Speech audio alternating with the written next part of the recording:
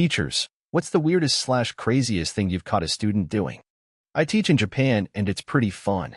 I have one student who saw me teaching a ninth grade class that wasn't his, but when he saw me, he decided to just enter and plop into the chair and join the class. Same kid also pulled out speakers and started playing/singing J-pop in the back of the classroom when the main teacher was speaking. Just 30 minutes ago, I saw a kid biking down the hallway while a teacher yelled at him. The teacher started yelling, but then stopped because he was so surprised that they brought a bike inside the school. Story 2. 10th grade English teacher turned washout here. I've still got my share of stories from a small Catholic school with a diverse student population. Kid in my class interrupts the icebreaker activity to ask about his grade. It's 2 weeks until the end of the year, and he has a 20% in my class, hasn't turned in a single assignment. He decides that class time is the best time to negotiate for extra credit. I told him to wait. He said it was important. I told him to wait again, and made a big deal of taking down a note to show I didn't forget. Kid pounds his fist on the desk, stands up, and shouts, "You're just a racist," at the top of his lungs, then storms out of my classroom. There's silence for a second. Then I look to the rest of my class and ask, "Okay, be honest. Am I a racist?" They laughed. Then they self-organized to work through the next part of the lesson so I could chase the kid down and get him to the dean's office. "We got your back," one of them said. TLDR, teens are both horrible and amazing people. Story 3. I had a female student who masturbated daily by rubbing her hands over her pants. She would zone out, mouth hanging open and glassy-eyed. After a month or so, I couldn't ignore it anymore. I was freaked out, and I was afraid the other students would catch on and destroy her social status. I took her out of the room, asked her if she had an infection, and needed to see the nurse. She asked me why, and I told her that there was no other explanation for why she was constantly rubbing herself. She said she didn't itch. I told her to stop rubbing herself at school because that is something she should do in private, and to let me know if she needed to see the nurse. She never rubbed herself with her hands again. Instead, she figured out how to use the edge of her chair. She would put one leg way back behind her chair and the other one out in front and just rock away, with no shame whatsoever. Story 4. During a read aloud, this one particular girl, one of those prissy girly girls, came up to me and asked to go to the bathroom. We had literally just gotten back in from a restroom break. She started jumping and acting like she was trying really hard to hold it in.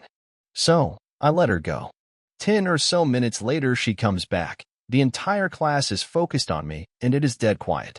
She proceeds to explain to me how her butt exploded, and she didn't know why. The rest of the class was equally WTF'd. She kept going into weird details before I was able to finally quiet her for her dignity's sake and to go sit down. That was odd. Story 5. I teach high school and was feeling really unwell in the middle of a 100-minute lesson with the worst Year 10 class I've ever had. I was super dehydrated and asked one of the rougher boys to make a run to the canteen to get me a bottle of water. I had no cash on me, so I gave him a note to the effect that they should put it on my tab. He disappeared, and it was over 40 minutes before he returned, and I assumed he'd just taken the opportunity to skip out on class. He arrives, though, with a 2-liter bottle of water. I begin to ask him where it had come from, assuming he'd been up to the staff room or something, and he says, "Miss, you were really thirsty, so I wanted to get you a big old drink." Right, but where did it come from? You looked really thirsty. You went to the supermarket, didn't you? How did you pay for it? Let's not tell anyone about this, okay? It was a 20-minute walk to the supermarket. He'd also stolen me some painkillers in case I had a headache. Story 6. I've got an opposite story. A teacher caught one of my friends playing Pokemon on the Game Boy in a bathroom stall during class one day. She brought him to the office and yelled at him, saying she was going to call his parents. She called them, and his mom came in, furious. She wasn't furious with my friend, however, but with the teacher. She is a lawyer, so amid all of the yelling, she would bring in threats to sue and all of this just to scare the shit out of this teacher. Her, "How did you catch him in the bathroom stall playing the Game Boy?" Teacher, "I saw him playing it through the crack in the stall." Her, "What the hell were you doing looking through the crack in the stall in the boys' restroom? You understand that I could sue you right now for this, right? How dare you invade my son's privacy like that, and then have the nerve to call me away from work to come hear this?" Classic. Story 7. Former middle high school teacher here. I caught a grade 9 student taking an extended 20-minute bathroom break. Upon his return, I noticed two bulges in his pants, one being his phone. I asked him to hand over the phone. The student went on to disrupt the class at every opportunity. Having realized what he was probably doing in the toilet, I threatened that if he didn't remain respectful and attentive, that I'd share his BlackBerry internet and video history. The students burst out in laughter because apparently the activities he did in the toilet was public knowledge. I later discovered the schoolboys had a network of pornography that they exchanged over BBM. I caught students exchanging and selling doka, an Arabian tobacco popular in the Gulf countries used to get a serious head rush. One of my 14-year-old students drove to school in a modded Lexus and his friend pulled adrift in the teacher parking lot. The legal driving age is 18. I caught one of my students stoned but chose not to do anything as he was actually attentive and did all his work while remaining peacefully quiet. Students in my class started exchanging pork candy. It is an all-Muslim school. One of my female students put her BBM status as in the shower with me, and one of my male students showed it to me. Again, segregated school. A student pulled a prank by bringing a poisonous endangered lizard to the science fair and set it free. The best one by far. I tutored one of my former students from the school who canceled earlier in the day. He had to get checked out for an injury. I tutored him later, and one of my former grade 7 students hit him with a GMC. You heard that right. A grade 7 student driving a GMC and hitting his fellow peer. Story 8. This one kid was born with AIDS. That's sad. But in middle school, he started a gang that would try to have sex with the most amount of girls and see who got the most pregnant. Then, he made a weapon from a pin with a needle inside which he stabbed himself with so he could go around poking kids in the hallway to get them infected. I was told that I wasn't allowed to tell anyone. What's worse, he was placed back in regular classes and no parent was notified for confidentiality reasons. Teachers who were new and had him in class also weren't told.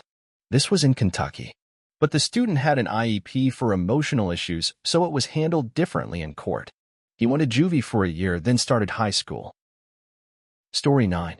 This is not my story, but my aunt's. My 40-year-old aunt teaches at a high school, and this story happened a few years ago. She was teaching a class in math, and they just had gymnastics, so a lot of the students had wet hair and smelled strongly of deodorant. She had just told them to start on their assignments. People went out into their groups and started working. But one guy sitting in the back of the class did not move. He was looking down towards his pants, looking very focused. She moved down to him and asked if anything were wrong. She then noticed his hands were in his pants and asked, "What the hell are you doing?" He jumped a bit but took his hands out of his pants. He had a deodorant in his hand. Turns out he was making his gentleman parts smell nice. The poor guy was teased for it all the way through school. Story 10. Ex-high school teachers. My story is a little stranger and quite frankly a little sad. I had a student who was under foster care because his mother is a drug addict and his father was never around. I'm pretty sure his mom was using when she was pregnant with the student. This kid was understandably really messed up. He would act very kind and innocent to your face, and then the second your back was turned, he would do something very malicious. For example, one day when I wouldn't let him go to the bathroom, I'll get to the reasoning behind that in a minute, so he decided to steal the remote control from my laptop and destroy it. Other students witnessed him doing this. It should be noted that I only had 1 year of teaching experience when I took this job, and I took over the class after a teacher had quit 1 month into the school year. The kids had had a substitute for over a month when I started. I was given no relevant background on any of the students. Anyway, when I started this job, I would let students use the bathroom whenever they needed to, as long as they didn't abuse the privilege. The kid who I'm talking about started to ask to use the bathroom every day, and he would be gone for longer and longer. One day, he came back to the class crying after 20 minutes and said he had been jumped. He had a knot on his head. Surveillance footage showed that no one else entered the bathroom while he was in there. We assumed he had hurt himself. After that incident, administration told me to not let him go to the bathroom during class. Once he figured out he couldn't go to the bathroom during class, he started going before class. One day, he came in about 20 minutes late and said he hurt himself in the bathroom. He said he slipped and needed to go to the school nurse. He had blood on the seat of his pants. I immediately called the school nurse and an administrator. It was later found out that the student had stuck a sharpened pencil in his rectum. Apparently, this sort of self-mutilation was not abnormal for him. He had a history of doing this sort of thing at school, but administration never thought to tell me that. About halfway through the school year, the student was finally given the care he needed, something which I had been advocating for since I found out his history and tendencies. He was admitted into some sort of inpatient psych ward where he could get his education and hopefully deal with some of his issues.